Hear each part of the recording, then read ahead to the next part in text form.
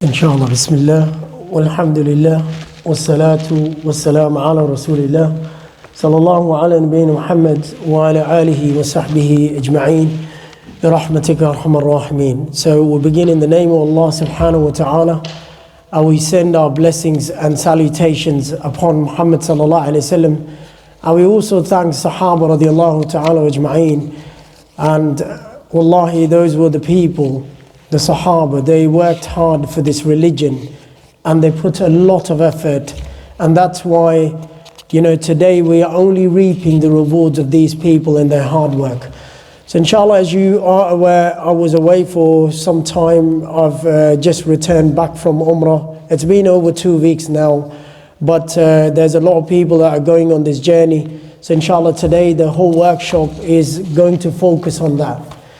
I normally don't sit on the table as well, so I thought this will be an easy place for me. And I have got the ihram for the men as well, and I'll show you how to wear ihram as well, and the belt, how you can keep your clothes on you, inshallah. And there's been a lot of changes as well to the Umrah, how Umrah is done nowadays. And it's not like back in those days you had to go with the groups. Now you can just book your Umrah on Expedia.com. So if Umrah has actually become so easy that you can actually go and book the entire Umrah on Expedia.com. Also, the other thing with Umrah is the visa that you get, because most of you, I believe all of you, have an Australian passport or some kind of a Western passport. If you have that, you don't need the Umrah visa. If you do the Umrah visa, then you have to buy travel insurance. So you get a visit visa, and that's actually called a tourist visa. So Saudi actually does that now. So on an Australian passport, you'd be paying $250 for that. So that the turnaround time is 7 minutes, to be more precise. Well, it's better you leave the computer for 1 hour. When you come back, you'll get your visa. So you just need to put your photo in. Any background really doesn't matter, as long as it's a passport size photo. You need your passport copy. And then there are some details that you have to fill online. It's on their website. That's what you need to do. And you will get your visa in less than an hour, as I said. To be on the safe side, if your name is not Osama or anyone like that, you might get your visa early, but even Saudi nowadays, subhanAllah, Muslims have been conditioned by the West. But if your name is easy, I'm sure your visa will be easy as well. So this is how things work. So this is what the major part, that's it. That's what you need from Saudi embassy. Apart from that, everything else can be done on expedia.com.au. You go there, you choose your hotel, you choose everything. You don't even have to book a bus or anything, because Saudi is very advanced now. You can travel between Mecca and Medina on a fast train. And that reduces the time from normally a bus ride would take. We're talking about a journey of 400 Ks, roughly. So from Medina to Mecca, about 450 kilometers, to be very, on the mark. It takes you about 5 hours, about 4.5 to 5 hours. It's like you're going to Canberra and then you're coming back halfway. So that's how long the journey is. So it will take you about 5 hours if you're on a bus, and the bus is more cheaper. But if you do go on, on a train, it cuts the journey into half. In about 2 hours and some minutes, you will be in Mecca. Now understand, the train does not come to Haram. So there is a station outside the Haram. So you need to catch a bus to come over to the Haram. Now because they've made it easy, where Malik Fahad gate is, Bab Malik Fahad, there is a bus station over there. It's not far away. It's probably about 50 meters or 100 meters from there. So over there, your bus will drop you. So once you take the train and it comes to Mecca, it will pick you up from there. The bus, which is the government bus, it's like a normal bus that you see over here, and it puts you over there. Those buses in Saudi are white. and they've got the green stripes on it. So it drops you over there, you come with that, and mostly people stay in the clock tower. There's many hotels in the clock tower. Don't say, I'm staying in the clock tower. There's many hotels over there. You know, there's a Swiss hotel, there's many hotels, a Frontel, so many hotels. So they've got different, you know, it's a massive place. So about 5 or 6 hotels are inside the clock tower. Then you've got the old building which is there, which is Bin Dawood. Bin Dawood is like a shopping center, like Kmart. So we've been to Kmart. Bin Dawood's more better than Kmart. It's like Big W and Kmart and Woolworths in there, because they've also got their supermarket as well. It's a really big place, Bin Dawood. Not a very good place to buy a lot of stuff. You can do a lot of bargain. Now, you're going to Saudi, even if you don't know Arabic, you can get around quite well. In Mecca, mostly people that you find, other than the Arabs are still a minority. You find a lot of Masriyin. You find a lot of people from Egypt. You find a lot of Bangladeshis over there. So the traders, the shops, a lot of Bangladeshis over there. And if you go to cut your hair, you only need 2 languages. Either you speak Arabic or you speak Urdu, because most of the barbers are Pakistanis.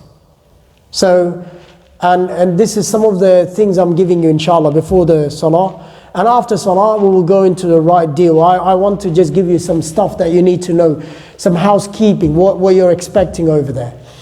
Now, if you go from a group, then they will book you a complete pick and drop from the airport.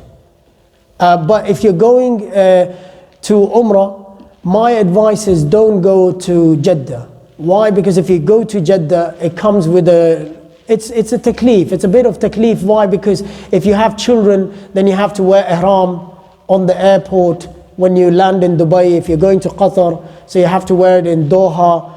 And you know, you have to do all these things.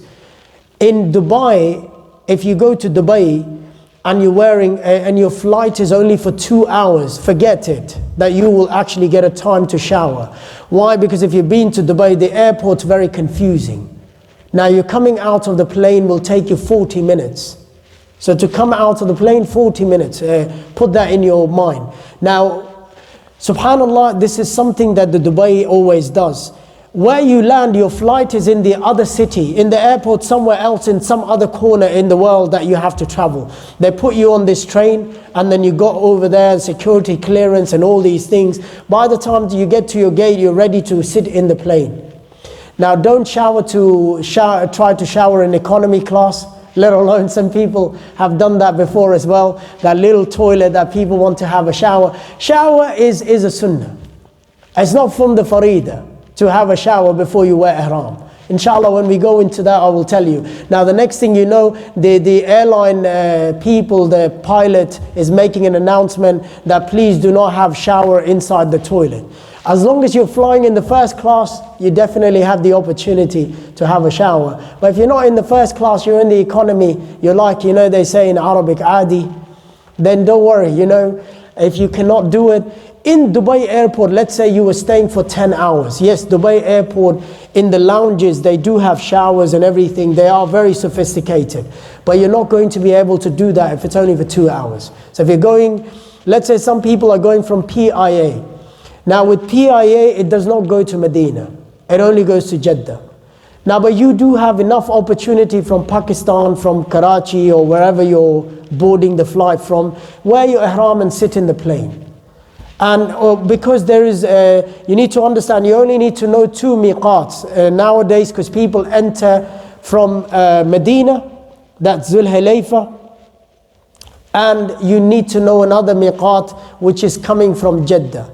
Okay, so these are the mainly 2 miqats that you use. But back in the days, you had other miqats coming from the south, which again, even today, the people from Yemen come, which is Yalamlam. We're going to speak about what is miqat, what are the prohibitions and everything else, inshallah. So I'll give you all that, inshallah. But now, just going back to some of the logistics now. The answer, inshallah, you want to ask yourself.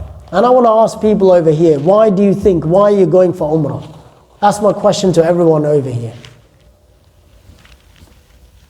If someone is going for Umrah, why is that? You're going for Umrah. MashaAllah, that is one of the things. 4 things you want to get out of Umrah. The brother said 1. Istighfar. Tawbah. That's 1.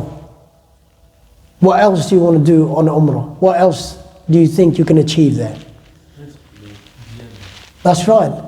You're asking Allah for ziyada, for to increase everything, your life, your wealth, your children, their age and everything else. You're asking for that. What else do you want to go for Umrah? What do you learn? What's one lesson that you learn from Umrah and Hajj?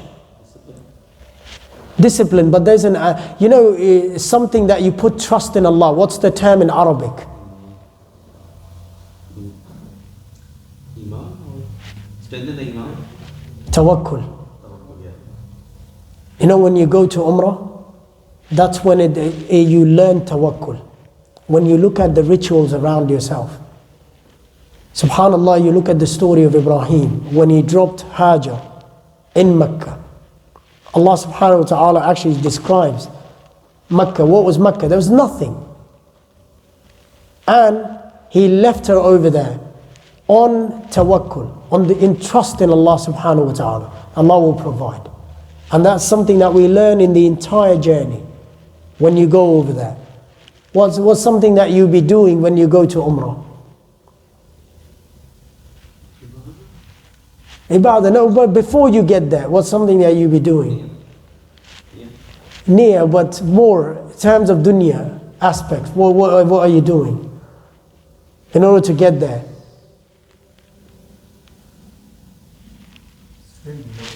No, spending the money, sacrifice. You're spending the money, that's sacrifice for the sake of Allah. And subhanAllah, one of the lessons you learn from Hajj and Umrah is sacrifice. You will sacrifice your time. You'll sacrifice your money. You'll sacrifice the time with your family.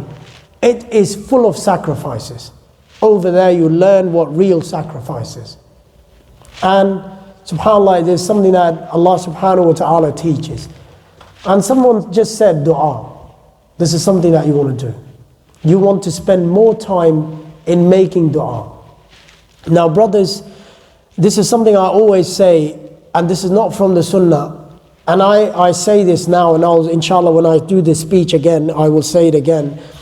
When you are going for Umrah, don't join the groups, because you don't enjoy the tawaf. Why? Because you see all these people. This is not from the sunnah. You have one man holding a paper like this, and then he says, Rabbana atina fid dunya, and then everyone is reading behind him. This is not Umrah. SubhanAllah, this is not from the sunnah of Muhammad sallallahu alaihi wasallam.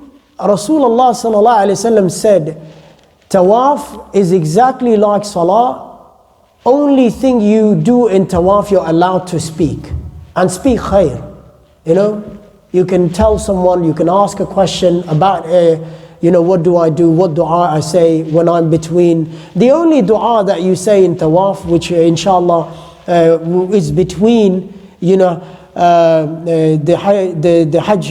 Hajar Aswad and Rukun Yamani. That's the only dua you say. رَبَّنَا آتِنَا فِي الدُّنْيَا حَسَنَةً وَفِي الْآخِرَةِ حَسَنَةً وَقِنَا عَذَابَ النَّارِ. That's the only dua you say, which is from the sunnah. Apart from that, you make zikr.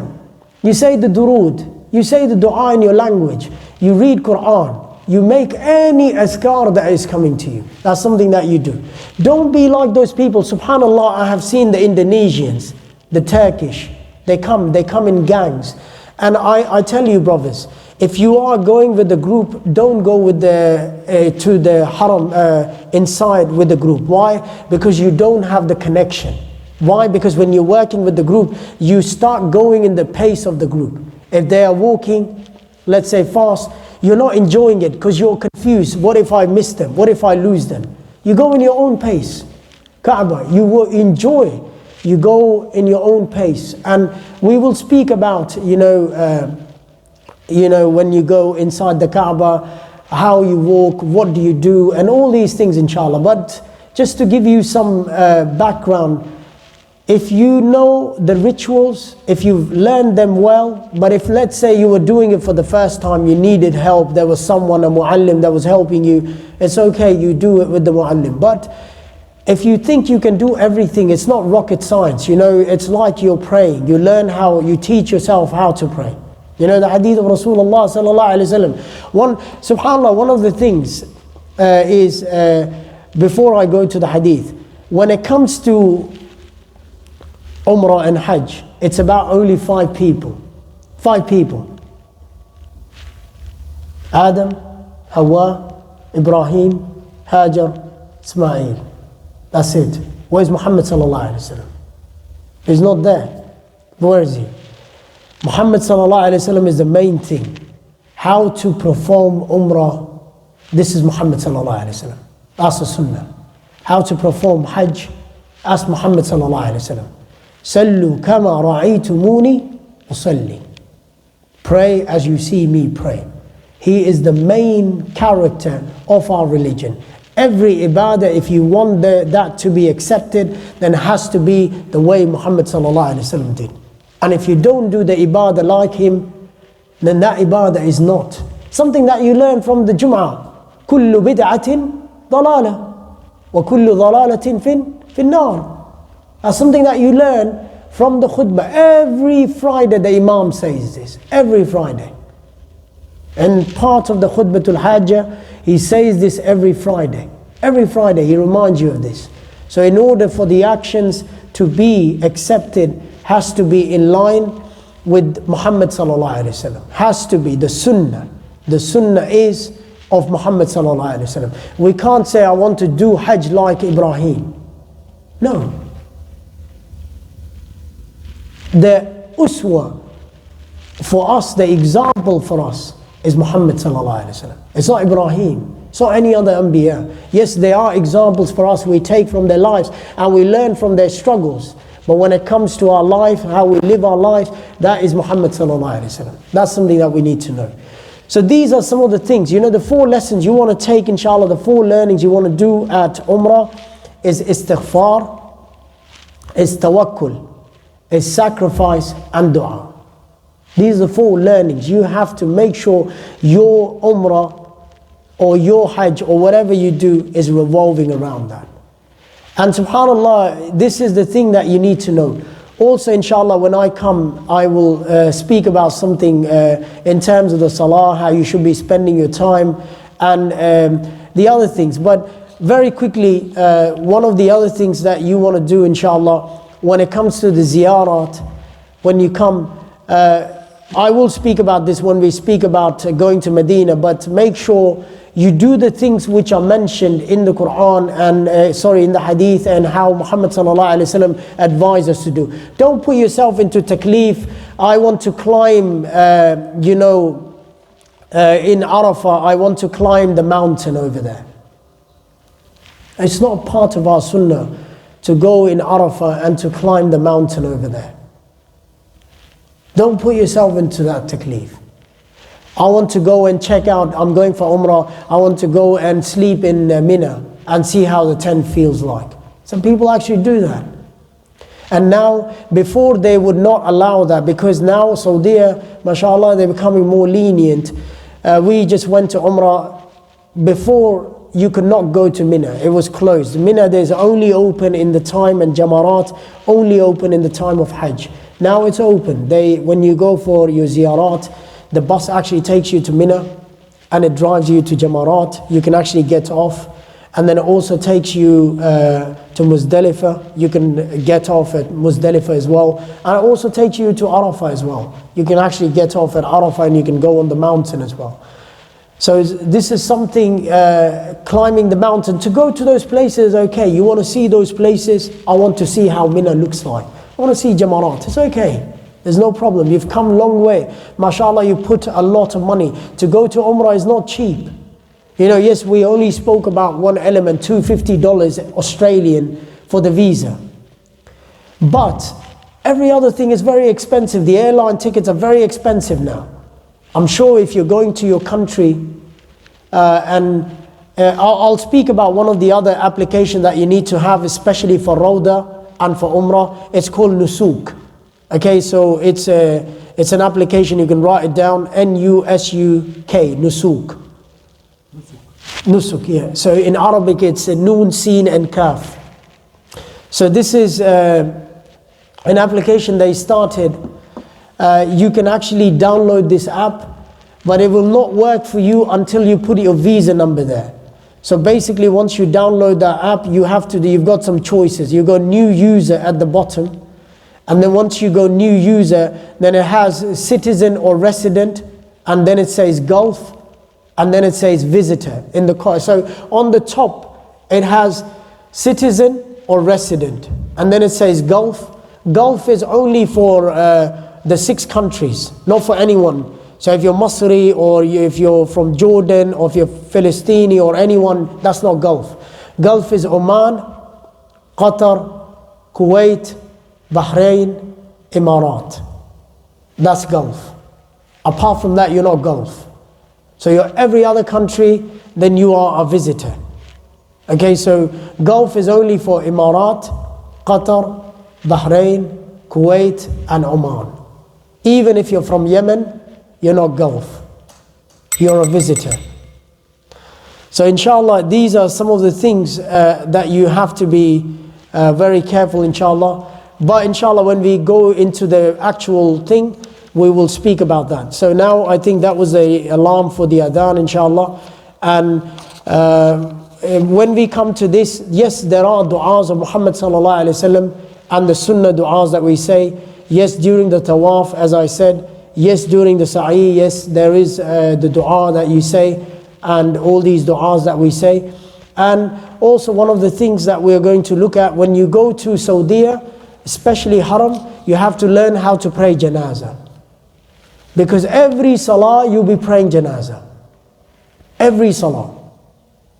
And so you need to learn. So inshallah I'll be dwelling on that as well. Memorize the dua. Don't be like the people who just stand there and they say, if it's a man who died, Allahumma ighfir lahu. If it's a woman that died, Allahumma ighfir laha. Don't be like that.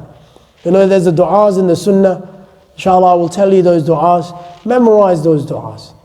And mashallah, for our work we can memorize pages and pages just to get promotion. But when it comes to the religion, we can't even memorize 2 lines of the du'as. So inshallah we'll give you those du'as as well. I will speak about that inshallah. And the intention and other things, the muharramat, we'll speak about the prohibitions of ihram as well. And we'll speak about everything inshallah. And also, as I said, I'll teach you how to tie ihram as well without the belt. And I'll tell you the practical advice. Don't just tie a ihram like the towel. Why? Because you have to also sit down in it. So I'll teach you what's the actual, how loose it can be. When you're tying your ihram, how apart your legs are. Everything inshallah. I'll speak about that inshallah. So inshallah we'll leave it over here, and after salah we'll continue. Jazakallah khair. Walhamdulillah. Wassalatu wassalamu ala rasulillah. Sallallahu ala nabiyyina Muhammad wa ala alihi wa sahbihi ajma'een. Bi rahmatika arhamar rahimin. So inshallah I'll be doing this standing up, so it's easy. Before, you guys were not here. I also want to let you know inshallah, because we've got half an hour before salah now. So ideally now my talks will start at 7 every time. So if I can finish before Maghrib, ideally that's the thing. But if I can't, then I'll go for a Q&A after that. Next week I have a topic on my hand, and I actually want to speak about nationalism. So I want to speak about nationalism, tribalism, and I want to speak about collectivism, and I want to speak about individualism. So that's my topic next week. It's a very philosophical topic. If you are interested, do come. If not, I'll speak to the walls and I'll still record myself. But I will tell you why nationalism is something that I want to speak about towards the end. I only want to give you a few minutes of what I want to speak, why I want to speak about this. Because I feel like Muslims are more nationalistic than Islamic. And I saw that yesterday. So I'll leave it there, inshallah. So now what I want to do this, some people are laughing when I said yesterday. Okay, anyways. So apparently, you know, apparently I am a racist. Actually, people call me racist in school because I'm racist towards Pakistanis. But people actually don't know I'm a Pakistani myself. You know, I jokingly said this, and I don't want to hurt your feelings. I jokingly said that I do respect Mr. Khan. And there was a news, we make dua to Allah, that Allah protects him. And you know, there was a news that came out, and because it was on Family Channel, they put this news. And I just jokingly said, can you please hire next time someone who does not miss the shot and takes the head? And people actually got very angry. And everyone's swearing at me. And I just jokingly said, you know, I'm sorry if I hurt your feelings. So basically, I am, you know, categorically saying I deny the attack that happened. But I may have different opinion with him. But no one should be taken out like that. You know, he's a man, he deserves all life that is given by Allah subhanahu wa ta'ala. For man or woman, everyone deserves to have that entire life. No one should be taking anyone's life. So, and trust me, in the school people think I'm some kind of an Indian. But I tell you what, I've got no India in my roots. I'm a Pakistani as they come from the packet. It says made in Pakistan. And even if you see the label, it says made in Pakistan. Well, although I wasn't born there, but that's another thing. Okay, inshallah, let's go to the topic. Now, preparation before Umrah, what we need to do, some of the things that you need to know. Now, understand there's a long list of things that you should be doing. First of all, you need to be asking a lot of istighfar from Allah subhanahu wa ta'ala. While you're going there, make dua, ask Allah to clean your intentions. This is the first thing that you should be doing.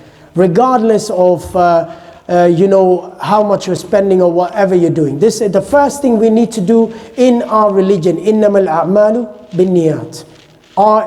Our actions are dependent on our intentions. So we have to purify our intentions when we go there. So that's the first thing we need to be doing. Ask Allah for a lot of dua for yourself and for your family. Or Allah, I'm going there. One of the other things that Muslims forget when they go on these trips, it may be your last trip. You may not even come back. That's a possibility. Do you know that you feel really what death is when you get to Medina and Mecca? After every salah you'll be praying janazah. No exaggeration. After every salah there's a janazah. Every salah there's a janazah. And then you feel like, what am I next? Every salah there's a janazah. Fajr, Dhuhr, Asr, Maghrib. So one of the things that Muslims always forget is inheritance, mirath. I actually have a lecture on Islamic will as well. But if you guys are interested, I can do a detailed lecture in the masjid about Islamic will. We'll arrange a board and I'll teach you how to calculate your wills as well. Although I'm not an authority to sign it off, but I can make you, inshallah, well prepared that you can actually prepare your own will. And from that will, you know, you can basically, this is something that we need to be doing. Understand there's a hadith of Rasulullah sallallahu alaihi wasallam along the lines, whoever dies without a will has not died on my way. So as Muslims, one of the biggest problems that we suffer nowadays is that we do not make our wills and then the family is fighting. No matter how much people love each other, if your father's a rich man and he's left behind a lot of property, then there will be factions. There will be a lot of problems. There will be friction in the family. So yes, it is important for everyone to have a will. Why? Because that's the way of Rasulullah sallallahu alaihi wasallam. So you should all have a will, seek forgiveness. And also one of the things we forget is make resolve with the brothers. Go around sisters. If you've hurt someone, make resolve. Ask for forgiveness. Ask them, you know, I've done something wrong. I ask Allah. Allah to forgive me, and I also ask you to forgive me. See, when it comes to the rights of Allah subhanahu wa ta'ala, Allah will forgive you. But when it comes to the rights of the people, you have to ask forgiveness from those people. So make sure you do that as well. And you know, you make your arrangements. Yes? Sorry, just regarding istighfar or asking forgiveness. Can you ask it on social media or Well, look, if you want to make a fool of yourself in front of everyone, and there is no problem. Maybe direct messaging will be the best way to do it. Direct messaging. Yeah, don't post it on everyone to know. Yeah, it's fine. Yeah, you can. Look, we are, mashallah, we're in a technological era where we can actually ask forgiveness, send messages, record a voice message on WhatsApp, and do whatever. Ask for that forgiveness.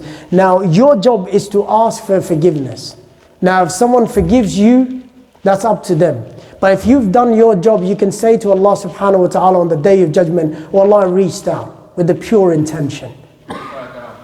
where I was going, like if you ask forgiveness on social media or online, like you don't know whether they've forgiven you or not. But if you ask face to face, you know whether they have like. But with all due respect, yes, asking forgiveness through social media can also have those challenges. But at the same time, asking forgiveness face to face is better. But some people may not be able to face someone face to face. My parents, they did it over the phone because before leaving, 2 days or 1 day before leaving, they contacted their best friends and then some other extended family as well, saying goodbye, and at the same time they asked for forgiveness as well. Simple. It's a conversation, and then you get involved the other side as well. They also feel that you really mean it, you know. Exactly, and also it's a part of respect as well. Yeah. That you're making that contacts with them, you're making this phone call, this contact with them, and then they can, you can exchange conversation. Especially someone you know you may have heard or. Exactly. A phone call, whichever works for you, you know. And also physically get ready. Brothers, we spend a lot of time going to the gym. When you're going to Medina and Mecca, you'll be tested. And if you're not physically ready, then you will be wasted. You'll be on a wheelchair. You'll be walking. You say, on a busy day, Sa'i can take you over an hour. Over an hour. And it's to calculate, it's about 600 meter plus distance from one place to another, from Safa to Marwa. Okay, so it can take you longer time. And if you're doing tawaf from the top floor, then you are doing one round which is equal to 7 that you did down there. And actually even more than that. So physically you have to be ready. You know, we spend a lot of time in the gym, on the treadmill. You need to spend time on the road, and you need to be walking, or else you'll be cramped up when you do these things. Why? Because some people think, okay, it's just a walk in the park. Because Hajj is physical and spiritual. So you need to be physically ready for that as well. Also, if you do have any dietary requirements, make sure you do arrange those things for yourself. If you're lactose intolerant or anything like that, you're not going to get lactose-free milk, even in Starbucks in Saudi. So make sure you do have those things on you, because it'll be very hard to find those things sometimes. Maybe you might get that in Bin Dawood. I'm not sure, I didn't see it. But I know when there was someone who asked for a coffee for lactose intolerant, they said we don't have lactose-free milk. The only milk they had was soy milk. And I don't know how these milk work. I'm not intolerant to anything. Yes? Just roughly how much distance do you cover when you do 7 rounds? Well, look, if you're downstairs, On ground floor. ground floor, you're not covering a lot of distance. I'd say, because see, subhanAllah, if you think it of a physical way, because when you look at the Kaaba, you're motivated. You don't even feel like it. With Sa'i, it's something different. Why? Because you're walking in the middle of, there's nothing over there. But when you're doing tawaf, you actually do not feel the round. Why? Because if you're doing it on the ground, the only thing you need to be worried about when you're doing tawaf, because you'll be pushed from everywhere, it can be very busy. Now, because the current situation of Saudi and of Umrah is difficult. Why? Because you can only go inside the haram when you're in ihram, for men. For women, you know, whatever they wear, that's their ihram. But for men, if you're not in ihram, they don't allow you to go on the ground floor. And you can only go inside Haram from Bab Malik Fahad. That's the only gate Malik Fahad. That's the only gate you go inside to do your tawaf. And Nusuk, the application that I spoke about, you can actually book on there to do the Umrah as well. And you can actually show them. So Nusuk's the application which I spoke about. You can actually download it now, but you can't do anything with that until you have your visa number. So that's the only time you can actually make an account in there. So yes, so I would say it would not be more than 100 meters, one round. If you're doing it from, from the bottom level, it would be actually less than 100 meters. If you were to do a circle, it would be less than 100 meters. And so just on this one, normally it takes around 5 minutes if you're on the ground floor. It depends on time of the day, if it's not too crowded yet. But on a good day, it's about 3.5 kilometers if you do sign. And for the tawaf, normally 5 to 7 to 10 minutes. But the catch is used to happen with me that I forget the number of rounds I have done. yeah, which I will touch it. I'll touch on that one. So yes, no, that's good. I plan to go in the next few weeks, inshallah. I plan to go for 2 days in Makkah and 1 day in Medina. I remember last time we touched on this one, that how many umrahs can you do? So I got two questions. A, can I do like 2 or 3 umrahs within 2 days? And B, should I be doing 2 or 3 umrahs or just 1 umrah? I will come to that. At the moment, let me just have a mojo which I actually want to go through, and I'll come to your question when I get there. So yes, so also make sure if you're leaving dependents behind, make sure you do make arrangements for them as well. You give them enough money. Let's say if your wife is here, you're going alone, make sure, I know today we have, in today's day and age, we've got the joint accounts, but even sometimes we forget to do these things. There are very little things that we need to make sure of, inshallah. Now, you don't need to get vaccinated. Okay, so meningitis is not a requirement anymore if you're going for Umrah. So meningitis or meningococcal, which they used to call it, they're not going to ask for it. Because you're doing an online visa, it's a tourist visa. You only need meningitis if you go on an Umrah visa. You don't apply for Umrah visa. If you're going for Umrah, you apply a tourist visa. If you have an Australian passport, you apply for tourist visa. They're not going to ask you anything. When you get there, they just stamp your passport and they just let you go, and it's easy, it's not difficult. And so if you're going for Hajj, yes, you need meningitis. Meningitis is only valid for 2 years. So your doctor, anyone can do it. It's ACWY. So that's the numbers that you need in it. ACWY. Those are the numbers that you need in meningitis. I don't know how they work it out. And also make sure you print your documents in advance, your visa documents. Don't have it just on the phone, print them as well. When you take them, have a copy, a PDF copy of your documents. Make sure you also on your phone, you have your photocopies of your passport as well. God forbid, if you lose your passport, if you don't have any proof of what your passport was like, it will become very difficult. So you need to have these documents also ready. And also make sure you have a credit card. Why? Because in Saudi now everything is done on credit card when it comes to the hotels and big places. But if you're going for the shops on the vendors and things like that, have your Saudi Riyal. Australian dollar, unfortunately, is the lowest, as you can imagine, because of the current situation. I think it was 63 cents American dollar for 1 Australian dollar. So that means you're not going to get a lot of Riyals. So I think when I went, it was just 15 days ago, it was 2.4. You might only get 2.1 or 2.15, depending on what the current rate is. I don't know the current rate. Now, yes? You need to carry cash, or they accept credit card? Or? They accept credit card everywhere, but definitely if you want to buy sajadas and those things, have cash as well. If you're going for 6 days, $1,000 will do you 1 day. It's enough, $1,000. If it's only for you, if you've got a family, wife and your children, 2,000 is more than enough. More than enough. Cash just in total. Total. That's it. You don't need to use your credit card on top of that.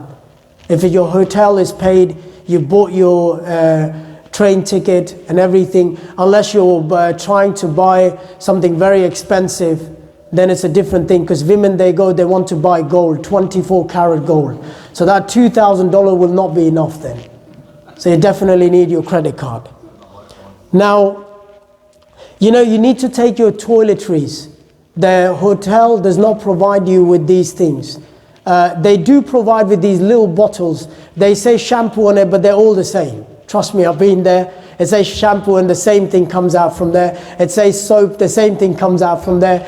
And so it's better, you have your own toiletries. Now, when you are in ihram, you cannot wear any fragrance. Now, you will say, look, I need my deodorant, I need my soap, I need my toothbrush. You're not going for Hajj. Umrah is only 3 hours, 2 hours, maximum 2-3 hours. So you don't need anything. You just need yourself there. So don't spend money on fragrance-free soap and that deodorant and this thing and that thing. Don't spend money on that. But have your toiletries, you get your toothbrush and take those things which are important. Even if you forget to take it, bin Dawood. If you get to Mecca, bin Dawood if you get to Medina. Both bin Daawoods are there in Medina, in Mecca, and as I said, it's a Kmart of Saudi. Actually more bigger than Kmart, because they also have Woolworths in Kmart. So it's kind of like they've got the grocery as well, and they've also got the other, you can buy whatever you can think of. If it's a pin, you can buy a pin from there. So except for a car or a helicopter there, those are the things you're not going to be able to buy. But every other thing that you can think of when it comes to your mind, you can definitely buy those things, okay? So make sure you do have your brush, your comb and things like that. It's better to be prepared rather than going and surprise. So your toiletries, if you use miswak, have that miswak as well. Have a deodorant as well, have attar as well. And if you have, let's say, also take your face mask. You don't require any face mask anymore. Even if you have no vaccinations done for coronavirus, Saudi does not need that. If you're going by Ittihad, you need to be vaccinated. You need to wear a mask on the plane as well. And you're not going to get inside the Abu Dhabi airport if you're not vaccinated. But if you're going by Emirates, you don't need to be vaccinated. You don't have to wear a mask. You don't need anything. Emirates is different, Ittihad is different. Abu Dhabi has separate laws, UAE has separate, Dubai has separate laws, yes. If you're not vaccinated, can you just do the PCR? Or You don't need PCR. my kids are not vaccinated. They don't need anything. You're going to Dubai, you don't need anything. Yeah, you need a PCR then, definitely. Yes. Maybe for less than 15, I don't think they're asking. I'm not sure about that, but Abu Dhabi needs a PCR. Actually, they are asking for PCR because we went with the group of students and we had to go to Sheikh Zayed Mosque and we also had to go to Ferrari World. And they, yeah, and they stopped the bus and they turned us around. And so on the border, we went to Dubai, we got the shock of our life. And so they said, you can't come in, you have to do this PCR, you have to do that, everyone needs to wear a mask. And we're like, we're in the same country. So yeah, so we were not allowed, so we could not visit those places, yes. Now, as I said, now some of the things you need to do before leaving home, make your dua, Bismillah, tawakkaltu ala Allahi, wa la hawla wa la quwwata illa billah. So make your du'as, simple du'as that you learn from Muhammad sallallahu alaihi wasallam when you leave your house. Make sure when you're going, your nails, you trim your nails, okay? Not like some people like one nail in the index finger, they cut 9 but they leave 1. No, you trim all of them, okay? And then also your foot as well. You make sure you cut all your nails. You do all this, your armpits, okay? And also you shave your armpits and you shave your pubic hair and everything. If you are grown up and if you are, reach balagha and your bulugh, yeah, so you have to do that. So all these things are important, okay? You have to groom yourself. you make ghusl, you apply perfume on yourself. You know, when before ihram, before you made intention, you can apply perfume on yourself. This is the sunnah of Muhammad sallallahu alaihi wasallam. He would actually apply perfume on himself. One of the things how you do atra is, the Arabs do it and they love it. If you just see, the best thing is you put it over there and you rub it, and then you put it on your points over here under your ears, and then you just there. And also sometimes you rub your hands. You can do it on the invest your time in these oud and other these perfumes, these fragrances. They smell nice as well, and they are longer lasting rather than buying all these other things. Now, remember when you get there, I actually wanted to give you a calculation. I've done this calculation for your purpose. Let's say the salah is multiplied. Did you know if you pray in the house, a fard salah, the reward is 10 times. So if you prayed in your house, I said I'll give you, not me, let's say who's the Prime Minister, Anthony Albanese, will give you, for every salah in the house, he'll give you $50 a day. Let's say if you came to the masjid, you prayed every salah in the house is multiplied by 27 times. Let's say you're getting $270 every salah. Okay? $270 every salah, that's $1,350 a day. I'm sure you won $1,350 and not $50. Now if you go to Medina, your salah is multiplied 1,000 times. And if you're praying over there, I've done the maths already, so I don't have to calculate. You are getting $1,350,000 for one day salah. Okay? Now, don't just stop there. If you're going to Haram, you're getting 135 million for one day salah. Why? Because the salah, one fard salah is multiplied by 100,000 times over there. So make sure you make the most of it when you're going there. Now before I go into the ihram and everything, I just want to tell you about Medina.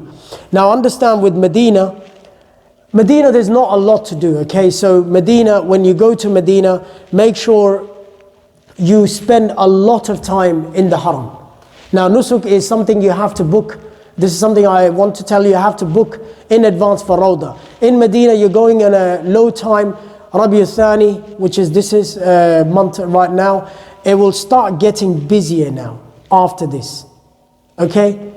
Jamadi al-Ula, Jamadi al-Thani, there's 2 more months, and then it's Sha'ban and Rajab. Rajab and Sha'ban. And then it's Ramadan. So if you really were to count on your fingers, Ramadan's in March this year. It's in the end of March. So just before the end of March, about 21st or the 22nd, like that. So in the second last week. So yeah, we don't have much time. Now Haram will start getting busier now. So these are the times it gets really busy. So yes, so you need to be prepared to look at a lot of people over there because it will be busy. So Nusuk is one of the applications. It's the only application that you have to book your Rawda in there. Because when you go to Medina, if you have not booked the Rawda, then you can't get inside. Now they made it very difficult. They will just tell you on your bike. If you go there, I am a visitor, I am this. If you don't have the application, you haven't booked in, they will just tell you to go away. Yes? Do you have to book for kids as well? I've got a 7 years old boy. Everyone you have to book. You can download the application on the phone. I can do it for my whole family or just for myself? Every phone just gives you one. So, One phone gives you one. Every child will be having a visa number. So from that visa number, you can actually book it and print it. So you can show, but for my experience, to be very honest, they actually don't look at the booking anyways. Because the booking is made in a way that it blinks. And as long as it's blinking, it means it's not expired. So if it's not blinking, I'm sure that if your child is really small, they're not going to stop them. If you're the father, you're taking them, I'm sure they will not be that tyrannical. But for the people like grown-ups, at least book them. Why? Because they've got this golden thing. It's got a barcode on it, like a QR code, like just that one there. So you see that? You've got something like that. But this is covered with a golden blinking border. And that will be blinking. As long as that's blinking, that means your visit is valid. But once you pass the date and time, it will expire. It will have a cross on it. So what they do, they don't have time. I'm telling you, they're not there to read your name or anything. And they don't have the time as well. What they do, if it's blinking this way, if it's not blinking that way. This is how it is. Does that mean that everyone should have an iPhone or a phone from kids to adults? Yeah, now this is another thing. If you don't have internet connection, iPhone can be a bit problematic, but there is, someone said Apple has a wallet where you can actually put that application in there. So do that. But if you have an Android just works easy, because even if there's no internet, it will still blink because it's already saved in there. With the iPhone that we had with the children, they had the iPhone, but they did not save it in the wallet, and they were not able to use it then because it did not blink. So make sure that's in the wallet. As long as it's in the wallet, those QR codes, they blink and they work properly. So this is very important. You need to know this. Now, In the wallet, you have to show the app. I think it's an Apple wallet. No, just a barcode. You can, yeah, just a barcode. Yeah, and it blinks over there. So this is important. Now, also moving on. So just very quickly, we'll go to Ihram now. Let's just finish a few more things about Medina now. If you want to witness the janazah, in Medina, now understand, you can do it, inshallah. You can follow the janazah, but you have to be very quick. Now, because I have been there many times and I know the tricks and the trade and everything, the more closer you are towards the gates of Baqiyah, the more easy for you is to follow the janazah. So for example, let's say you wanted to follow a janazah. It's only 10 seconds to 30 seconds you have to follow the janazah. As soon as the imam says, Assalamu alaikum wa rahmatullah, they pick up the janazah and they're running inside Baqiyah. They're just taking it inside. They're not waiting for anyone. So now, if you are closer to the door, so basically my advice for the men, definitely the women can actually not go to Baqiyah because this is how Saudi works. There is the ikhtilaf, we have opinions, but the opinion that they follow is no women inside the Baqiyah al-Gharqad. No one's allowed to go over there from the women, only men go. It's open 2 times a day, Fajr and Asr. Asr 2 times is open for general public. So if you want to go and see it, and you want to make the dua for the ones who've left, what a great place. Over 50,000 Sahabas are in there. You know, you've got Uthman in there. You've got all the wives, 9 wives of Muhammad sallallahu alaihi wasallam in there. You've got Hassan in there. You have Imam Malik in there. You have the big Sahabas, the elite Sahabas, Abdullah ibn Umar and all these elite Sahabas in there. So it's a blessed place. And subhanAllah, if you die in Medina, what great honor it is. Because the shifa of the people that Rasulullah sallallahu alaihi wasallam is for the people of Baqiyah. That's the first shifa. This is the first people. So subhanAllah, imagine if we pass away in Medina, what an honor it is. So yes, so go to Baqiyah. The time that you can do it is Asr and Fajr. Now understand, the other times you're not going to be able to follow the janazah, but let's say Fajr Salah finished and you wanted to go in and you wanted to bury someone. Now the best thing is you're closer to the Baqiyah. Baqiyah is closer on the left hand side. If you're sitting on the left hand side of the masjid, where the gate is when you go to Bab Salam and then you finish your Salam, and then you come out on the left hand side, on the top there is a gate. That's the closest gate to Baqiyah. If you wanted to do that, you come out of that. I think it's gate number 36 or 38, one of those gates. So that's where you need to be in Fajr Salah or Asr Salah in order to follow the janazah. Okay, you will see people being buried. You can actually follow the janazah with those people when you come out, and you can actually go in. But now there's a lot of hurdles, a lot of blockades. Even to say salam is not easy. It's not easy. You will be going long walks in order to say salam. Even if you got up after Fajr and you wanted to do salam, it will take you ages. It might take you half an hour just queuing up and doing it. Now women cannot definitely do those salams. For women there is a different time. It's also from nusuk. As a female you can register and you can actually do that. So with the application you can do that. So that's another thing. Now women now understand they can wear any clothing as long as it's covered. That's their ihram. So they can wear any clothing. They don't have to wear what men wear. Now I will show you very quickly how does ihram work, and then we'll talk about the prohibitions. Now this is something that you buy. Now if you're buying ihram from Medina, it depends what you're buying. Okay, so now Medina is very cool as well. Now this is something, it's like you get these two, you can actually wear something like that if you want to put money in there.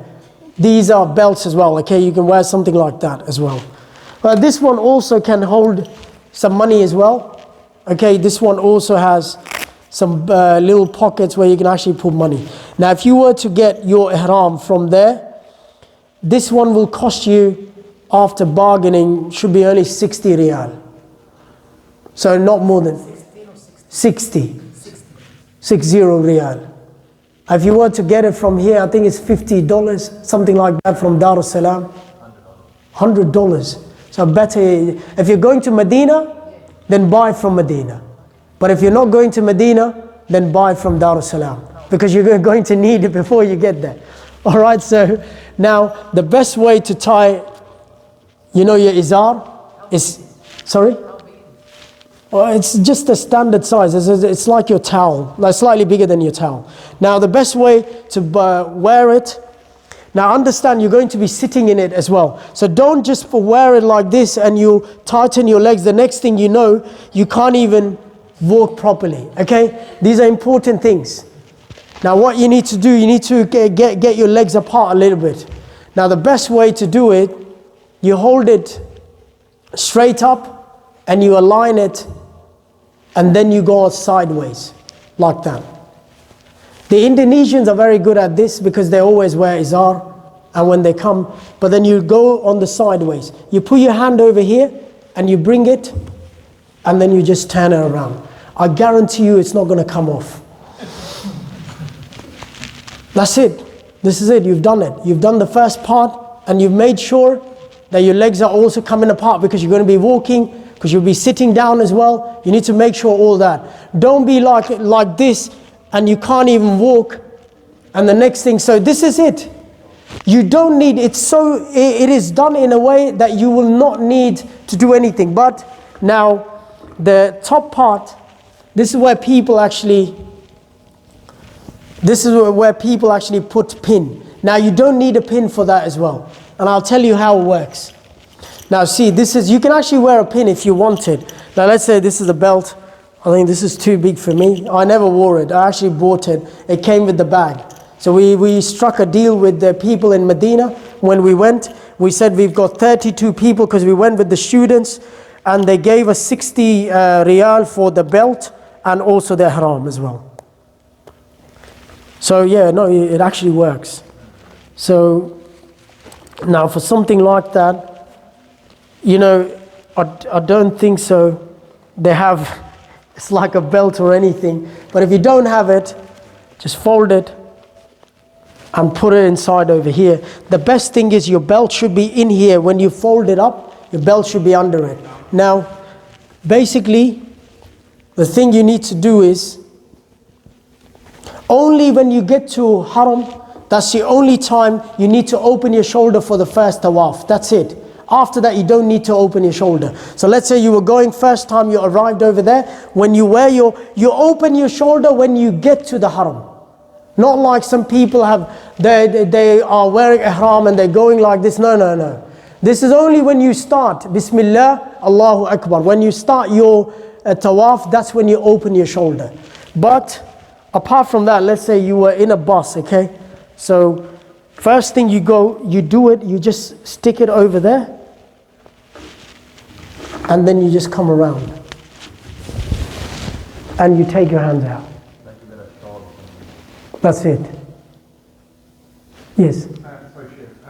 You have to expose your shoulder for the first 3 rounds of the Okay, this is a different opinion, not for 3 rounds. The ulama said it's for the whole 7 rounds. The first 3 rounds are the brisk one. Now there is a difference of opinion. Some say it's for the first 3 rounds. I actually take the opinion of Sheikh ibn Baz rahimahullah ta'ala. He actually said it's for the entire 7 rounds. The first 3 ones are the brisk ones. Now what happens is, when you get there, let's say you did your Bismillah, Allahu Akbar. For the entire 7 rounds, the first tawaf that you're doing, the intention that you made, for example, you said, Allahumma labbaika umrah. Okay, that's the intention that you make. So you went there, you've started. Now, don't try to touch. Yes? Sorry, Sheikh. So when you make the right intention, No, when you are at the miqat. So let's say if you are at Medina, then you go to Zul Hulayfa and Bayt Abiyar. So basically you get there, it's a big masjid over there. Once you get to that masjid, you will get prayer rak'atain. This is the sunnah of Rasulullah sallallahu alaihi wasallam. It's not fard to actually pray that rak'atain. Some of the ulama actually said if you were in a difficulty, let's say you were in a plane, you cannot pray 2 rak'ah there. So you just make the intention. if you leave from, let's say, Dubai, They will tell you in the plane. wear ihram in Dubai. Yeah, so you have to make sure you're wearing your ihram before you sit on the plane, or in the plane before the time comes, because they will make an announcement. When you're going to the Saudi, to Saudi Jeddah, they know all of you are going for Umrah. That's the first thing, okay? It's like it goes without saying. Some people may not be going for Umrah, they're just going for Jeddah, they're going back home.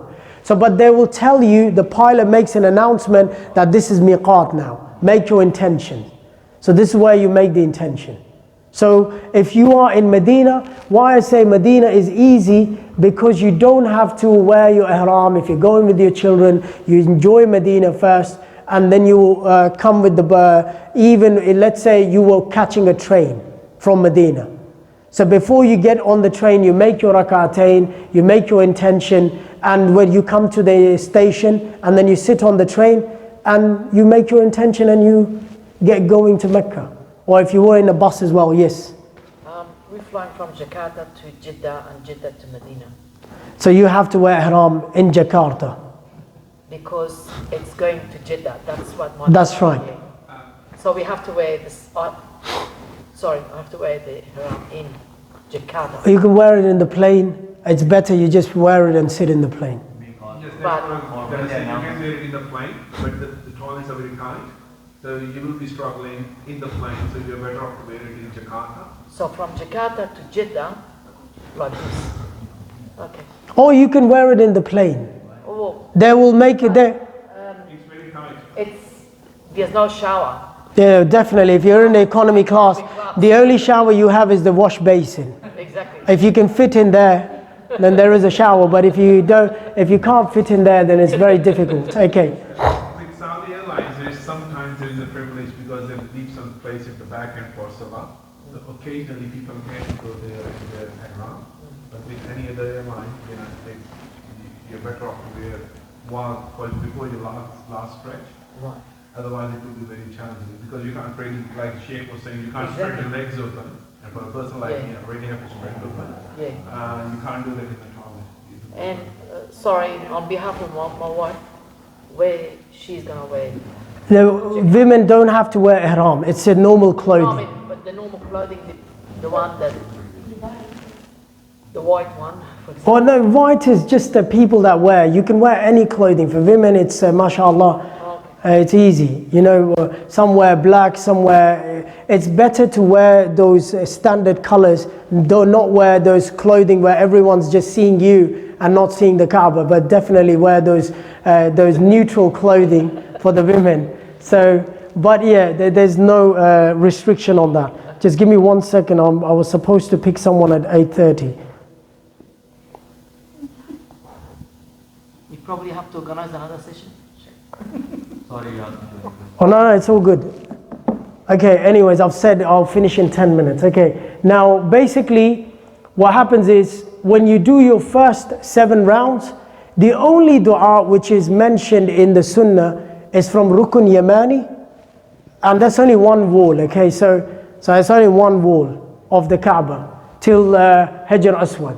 رَبَّنَا آتِنَا فِي الدُّنْيَا حَسَنَةً وَفِي الْآخِرَةِ حَسَنَةً وَقِنَا عَذَابَ النَّارِ. That's the only dua that is in the Sunnah. Apart from that, what do we do? As I said earlier, Muhammad sallallahu alaihi wasallam said, Tawaf is exactly like the Salah, where you're allowed to speak. The only exception you have, you're allowed to speak. Now, can I speak with someone next to me? Oh, yes, you can. What do I do? Or I am going, brother, I'm taking a break. I'm going for drinking water. Now, in Tawaf, one thing you need to know, if you break your wudu, you have to leave it and go and come back. In Sa'i, you don't have to do it. Why is that? Because we learned that from the hadith of Rasulullah sallallahu alaihi wasallam, when our mother Aisha, when she went for Hajjatul Wida, she was menstruating at that time. Rasulullah sallallahu alaihi wasallam did not allow her to do Tawaf, but he allowed her to do Sa'i. She actually did the Sa'i. So what we learned, the ulama say, if you don't have wudu while you're doing Sa'i, you can do it. So if you break the wudu during tawaf, if you restart, No, you don't restart. You start from where you left. that point, Yeah, you start from where you left. If you're going to be restarting, imagine that, someone's just restarting all the time. So basically, when it comes to Sa'i, this is where we learned from the hadith, and that you can actually do it without wudu. But the only tawaf has to be done with wudu. You have to do it with wudu. It's exactly like Salah, as I said, but you can talk. For example, you have to go somewhere, or I'm going for water, I'm tired. So yes, you can actually go drink Zamzam and come back and then start again. That's okay, you can do that talking. Now, understand with the prohibitions, I'm going to just quickly, now this is, actually I'll take it off, it just feels like I'm going on Umrah. So, but anyways, the thing is, when you finish your first tawaf, inshallah, when you've done your first Umrah, now if you do any Umrah after that, that's the question which I'm going to come to. Although I do not follow the opinion of second or the third or the fourth Umrah when I'm over there. But yeah, again, it's there's ikhtilaf, there's a difference of opinion. We will speak about that, inshallah. Now, let me just get rid of this.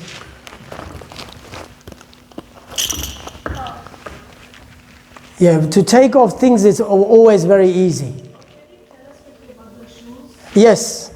So if you're a Pakistani, then you have to wear flip-flops.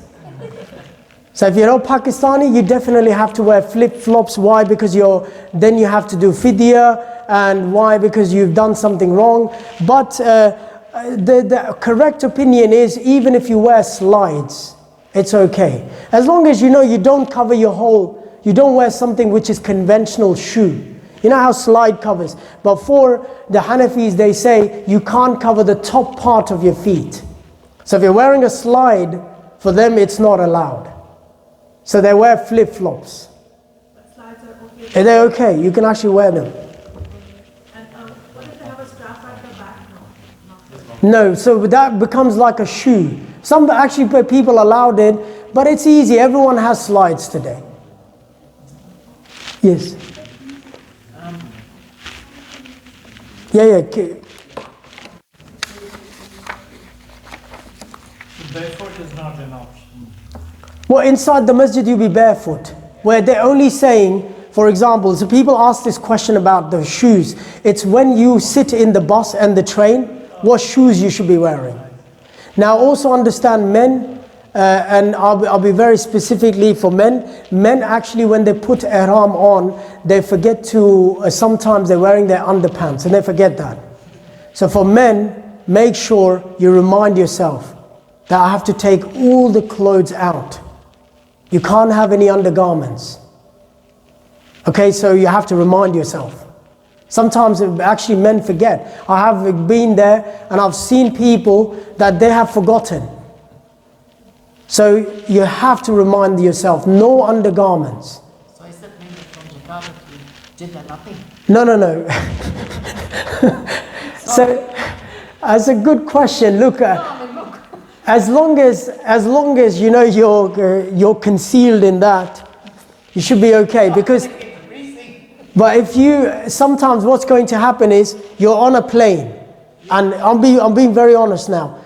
You've got your undergarments. Let's say you've got the ihram on. Now what happens is you have to make intention. You just wake up and you forget. So it's better you get prepared before the time comes.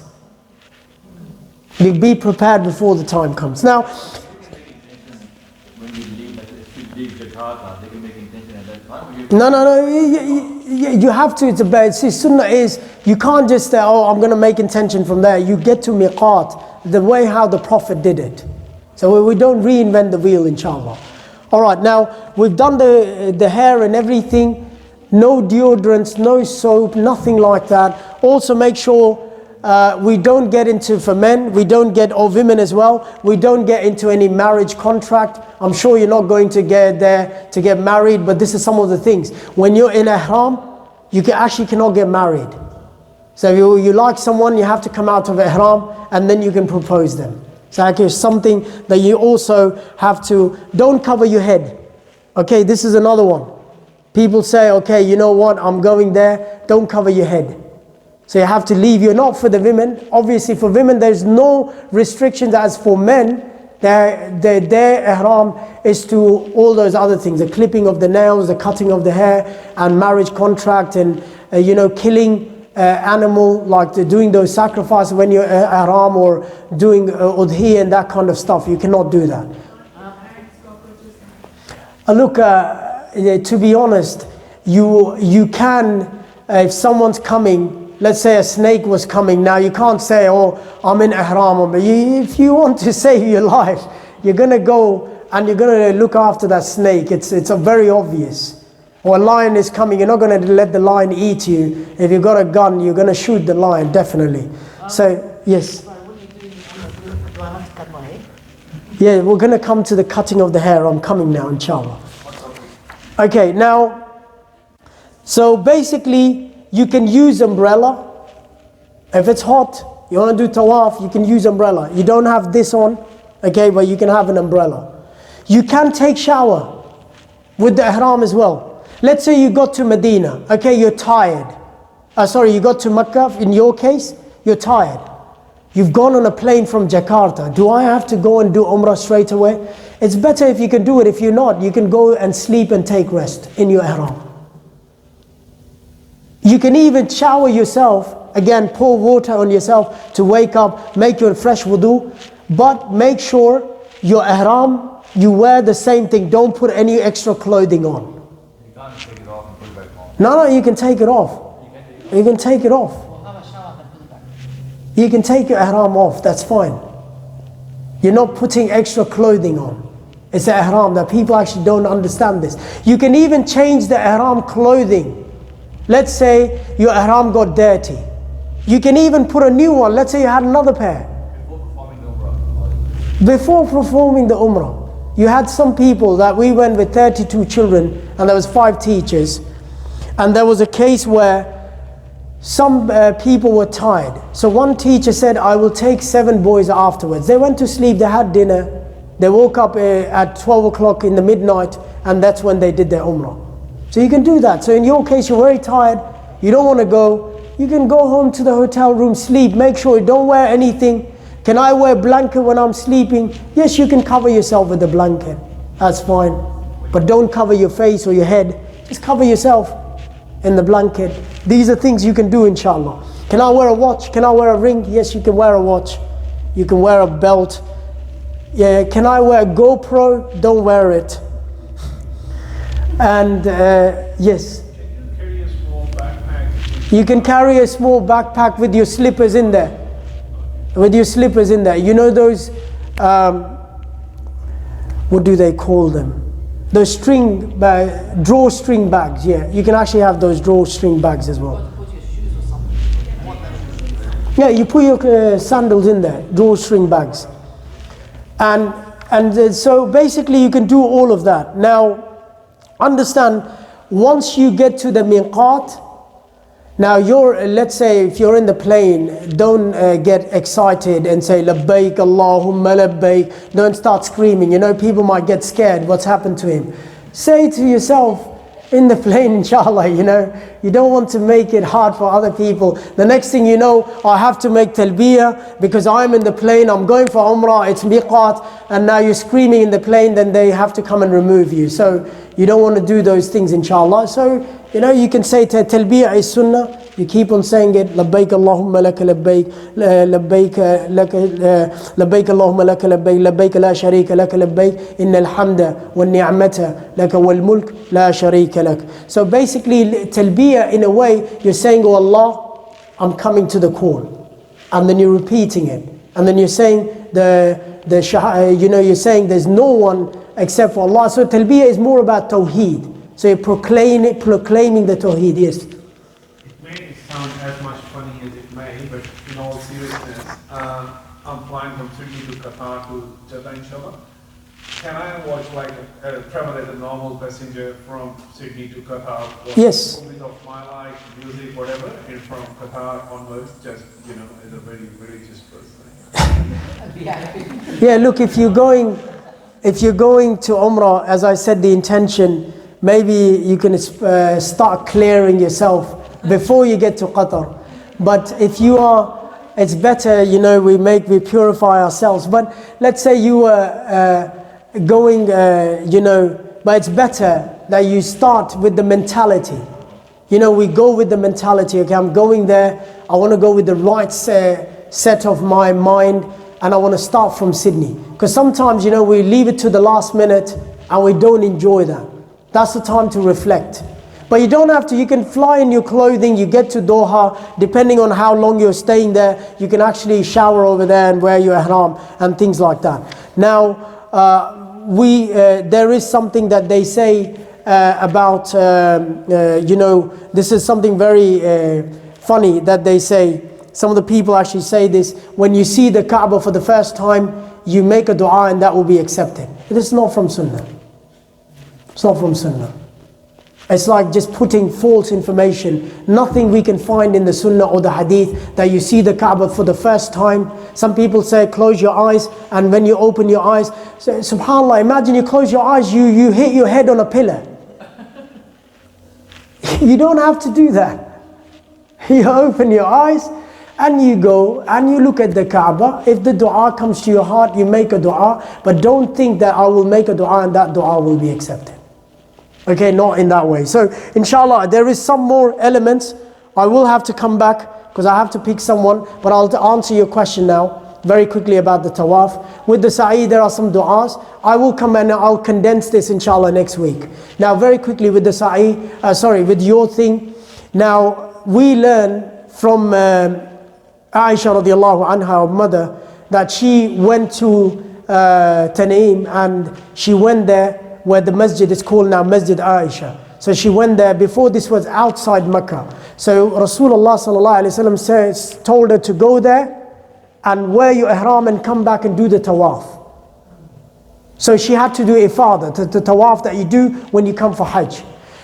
Yes, the ulama and Sheikh bin Baz rahimahullah ta'ala, Sheikh Uthaymeen rahimahullah ta'ala, and also Sheikh Albani, they said when you go for the Umrah, never did Rasulullah sallallahu alaihi wasallam when he went for the Umrah, he did 1, 2, 3, 4, 5, 6 Umrahs. He went for the Umrah, he did 1 Umrah. Now yes, I understand we are going for the Umrah and sometimes we are going from far away lands and we don't have, we cannot do it.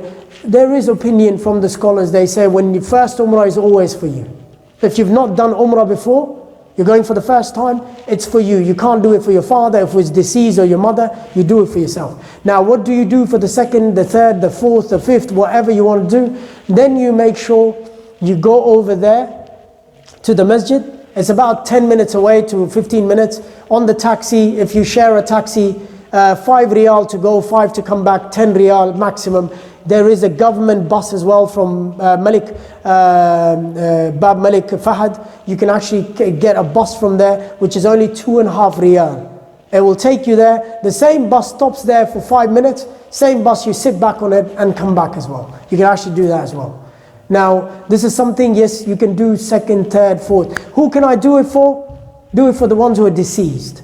Can I do it for the ones who are living? Yes, you can do it for the ones who are living which are disabled. Someone who cannot go there. Can you do for the one that I've got a grandma, but she hasn't been there, but can I do for her? But if she's disabled, she can never get there, is there conditions? Yeah, look, if she can never get there, you know, Allahu Alam, but that you can do it for them. But always the category is the deceased, the ones who have passed away. Yes? Yes, so can we watch a movie in that day? Yeah, actually tell your dad to download the movie of Ibrahim and Ismail and then watch that one. I think, you know, when you're going to Umrah, we ask these questions a lot of times, movie. If you're starting your journey and you're going for sacrifice, where is the sacrifice? You're going to the Umrah and you're going sacrificing, then you want to watch the movie for those 14 hours and then you want to get there. I don't think so there's any sacrifice. MashaAllah, we live in a time where everything is so easy now to, and then we want to, I think, you know, that's the time, memorize the du'as, read some Quran, do a khatma on the plane.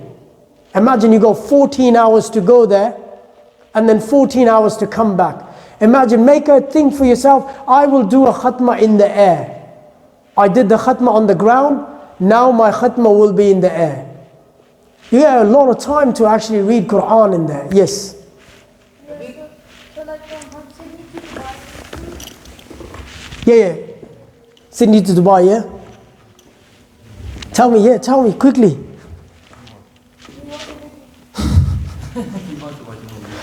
Look, if you think the movie will keep you motivated, I'm not saying it, but do what you think is good for you. Sometimes your heart tells you what is good. That's right, you can watch and learn something about Umrah. If my haram is not like, it's huge, but it's not like, It doesn't matter. can I do two umrahs in the same? Yes, as long as it's not najis. You know, it hasn't been gone through. Our clothes can be dirty, can be sweaty. As long as they are tahir, you can do ihram, same ihram. Use it, doesn't matter. You don't have to put it, give it to the laundry and it has to be wiped clean to do the umrahs. No. Yes. I will give it to you, inshallah. In the next lesson, you know, subhanAllah, I have to pick someone up. I told them I'm going to pick them up at 8:30. I'm already running late, inshallah. 7, try to come early, inshallah. 7, we're going to finish this off before Maghrib, inshallah. So inshallah we still have Sa'i left, and we want to speak about the halaq and taksir as well. This is one of the biggest problems, how to cut your hair. So I want to speak about this, inshallah.